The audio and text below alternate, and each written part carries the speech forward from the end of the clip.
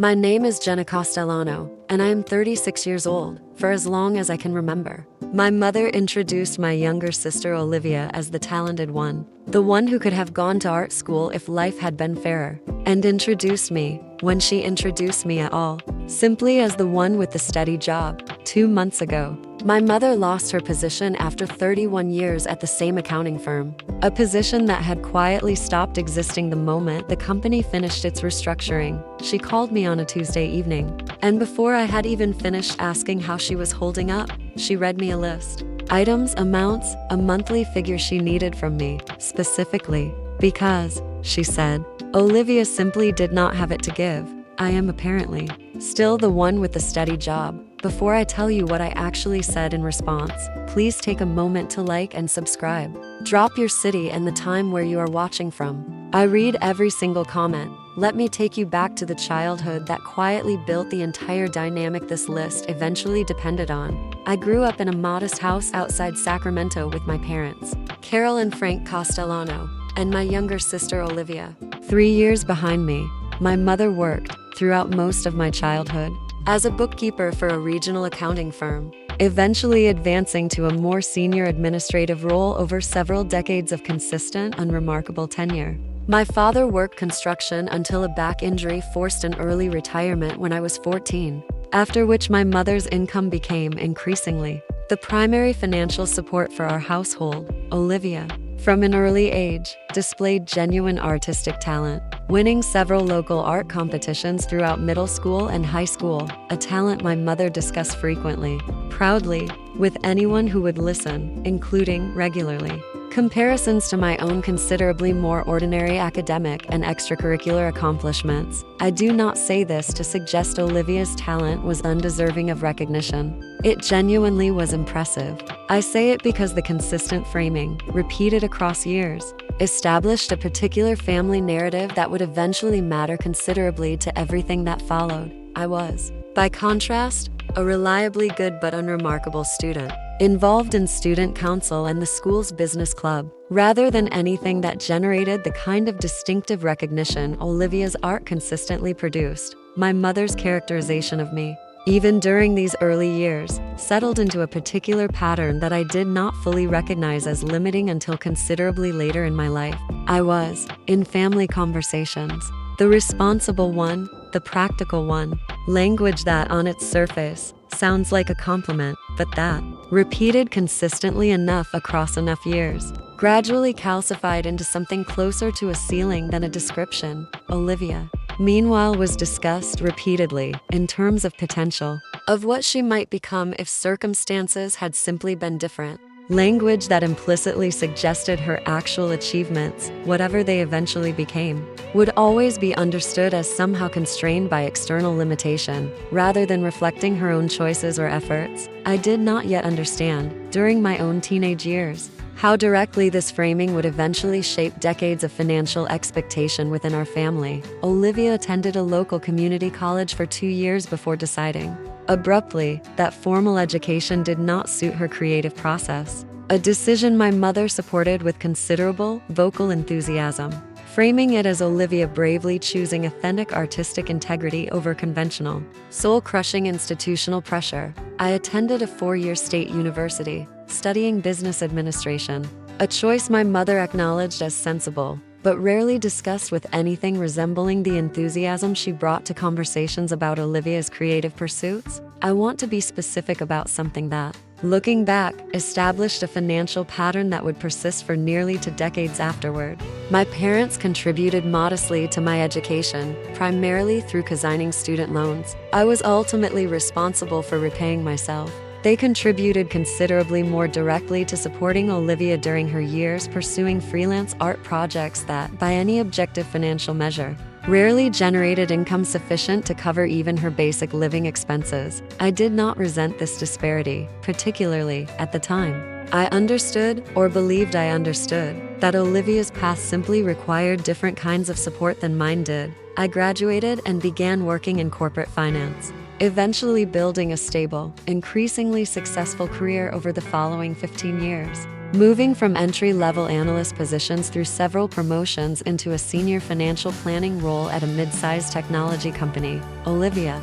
During this same period, continued pursuing various creative projects, occasionally selling artwork, occasionally taking temporary jobs to supplement income during leaner stretches, consistently relying, to varying degrees, on financial support from our parents that continued well into her 30s. My mother's framing of our respective situations remained remarkably consistent throughout this entire period. I was discussed in family conversations and with extended relatives, primarily in terms of my financial stability and my practical, sensible career choices, language that, again, sounds complimentary, but that consistently positioned my actual accomplishments as somehow less interesting, less worthy of genuine enthusiasm than Olivia's continued, largely unrealized artistic potential.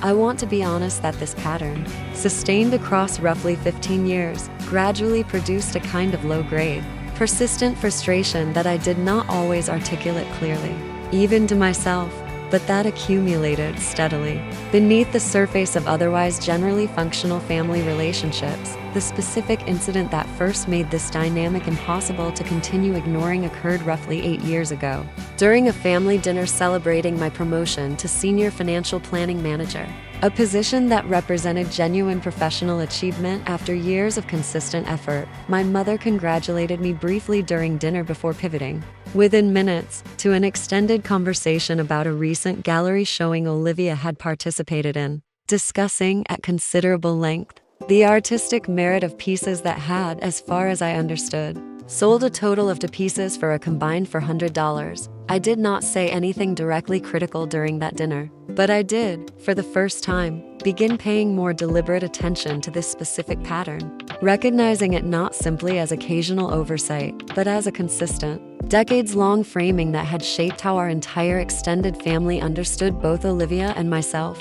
I want to walk through, specifically, the financial support pattern that developed over the following several years, because understanding its actual scope matters considerably to understanding the eventual list my mother presented to months ago, my parents. I learned gradually, through various conversations over this period, had been providing Olivia with regular monthly financial support, averaging roughly $600 consistently, for nearly 12 years. By the time my father passed away 5 years ago, this support, I want to be clear, was never framed within the family as a loan or as anything requiring eventual repayment. It was discussed consistently as simply supporting Olivia's continued artistic development, language that implicitly suggested this development remained perpetually ongoing, rather than ever reaching some point of actual self-sufficiency. I, during this same period, received no comparable ongoing financial support from my parents, a disparity that felt, increasingly, less like reasonable differentiated support, based on actual need and more like a consistent value judgment about whose pursuits were considered worthy of ongoing family investment. My father's death 5 years ago significantly reduced my mother's household income, relying primarily on his pension and her own continued employment income to maintain the household and continue supporting Olivia at roughly the same level as before. I want to be specific about a conversation that occurred shortly after my father's funeral, because it illustrates the pattern with particular clarity. My mother mentioned, during this period, genuine financial strain following my father's death, the loss of his pension income creating real budgetary pressure on her remaining resources. I offered, at that time, to help with specific expenses if needed. My mother declined the offer, telling me directly that she was managing fine, that she did not want to be a burden, language that, notably, she had never applied to the consistent monthly support she continued providing Olivia throughout this same period of supposed financial strain. I did not push the issue further at the time, though I noted, privately, the specific inconsistency in how financial need was apparently being assessed within our family. My mother's employer announced significant restructuring roughly 4 months ago, a process that, over the following weeks, eliminated several administrative positions, including, ultimately, the role my mother had held for 31 years. I learned about this restructuring initially through a brief mention during a routine phone call. My mother, describing the situation with considerable anxiety, genuinely uncertain whether her own position would ultimately be affected. I offered during that conversation to help her think through contingency planning if her position was indeed eliminated, suggesting we review her actual financial situation together to understand what resources and options she would have available. She thanked me for the offer but did not take me up on it at the time. A pattern of declining direct planning assistance that, looking back, I recognize as somewhat consistent with how she had generally approached financial conversations with me throughout most of our adult relationship. My mother's position was formally eliminated roughly 2 months ago, the restructuring process concluding with her receiving a modest severance package that, by her own description during our subsequent conversation, would provide approximately 4 months of basic living expenses before requiring some alternative source of income. She called me on a Tuesday evening, roughly 1 week after her position ended. A call that began with general updates about her job search efforts before transitioning, fairly directly, into what I eventually understood was the actual primary purpose of the call. She told me she had been thinking carefully about her financial situation and had prepared a list of specific monthly expenses she needed help covering, given that her severance would not last indefinitely and her job search, at her age, might take considerably longer than she hoped. I want to walk through, specifically, the content of this list, because the particular framing matters considerably to understanding my eventual response. She read through 5 categories of expense: her mortgage payment, her health insurance premium, which had increased significantly since losing employer coverage, her car payment, basic utilities, and a monthly amount she described as, quote, a little extra for Olivia, since Olivia, she explained, was currently between projects and would not be able to contribute toward the household expenses they had apparently been informally sharing. I asked her, directly, to clarify what she meant by sharing household expenses with Olivia. She explained, somewhat reluctantly, that Olivia had moved back into my mother's house roughly 18 months earlier, during a period between apartment leases, an arrangement that had, apparently, continued well beyond its originally intended temporary duration. I asked whether Olivia was currently employed in any capacity. My mother explained that Olivia was, quote, focusing on building her portfolio for some upcoming gallery opportunities. Language that, after 15 years of similar descriptions, I recognized immediately as a continuation of the same pattern that had characterized Olivia's described professional trajectory throughout her entire adult life. I asked my mother, directly, the total monthly amount she was requesting. Across all the categories she had listed, she told me the figure came to just over $2,400 per month. I sat with that number for several seconds before responding, recognizing, even in that brief silence, the considerable weight of what was actually being requested, not as a temporary, short-term bridge during an acute crisis, but as an ongoing monthly commitment that would, by her own description, need to continue for an indeterminate period given her uncertain job prospects at her current age and the additional burden of continuing to support Olivia's living expenses within the same household. I asked her directly whether Olivia had been asked to contribute anything toward the household's expenses, or to seek any form of employment, even temporary work, during this period of financial strain. My mother's response, after a brief pause, was that she did not want to add additional pressure to Olivia during what she described as an already difficult and uncertain period in her artistic career. I want to be honest about how genuinely difficult the next part of this conversation was for me, recognizing, even as I formulated my response, that I was about to directly challenge a pattern that had existed, essentially unchallenged, for my entire adult life. I told my mother, as calmly and clearly as I could manage, that I was willing to help her directly with her own essential expenses during this transition: the mortgage, the health insurance, the utilities.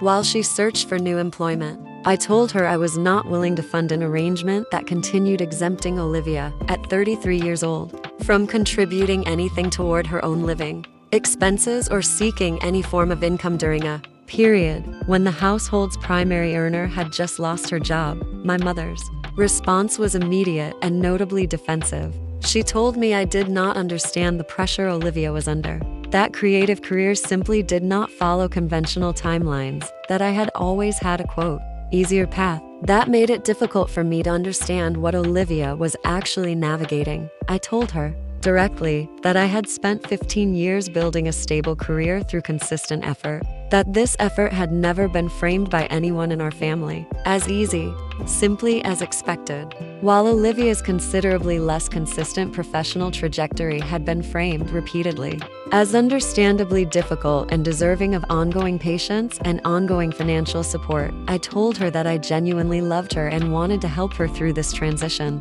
but that helping her meant addressing her actual essential expenses directly, not continuing to subsidize an arrangement where Olivia faced no financial consequences whatsoever for choosing not to seek any form of income during a genuine household financial crisis.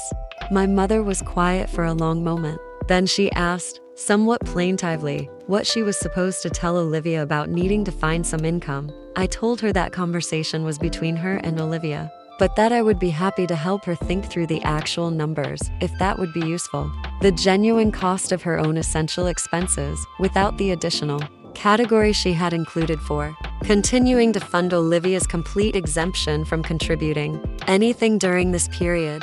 That conversation occurred roughly 6 weeks ago. My mother and I have spoken several times since, working through, gradually, a more realistic budget that addresses her actual essential expenses during her job search. Support I am providing directly and consistently, without the additional component that would have continued insulating Olivia from any financial responsibility. I do not know precisely what conversation occurred between my mother and Olivia following our call, though I understand, through subsequent conversations, that Olivia has, in fact, begun taking on some freelance graphic design work, considerably more commercially oriented than her previous artistic projects, generating modest but genuine income for the first time in several years. I do not know whether this shift represents some genuine reconsideration of her approach, or simply a practical response to financial circumstances that had finally, after 15 years, stopped accommodating an arrangement that had never actually required her to develop any alternative income source.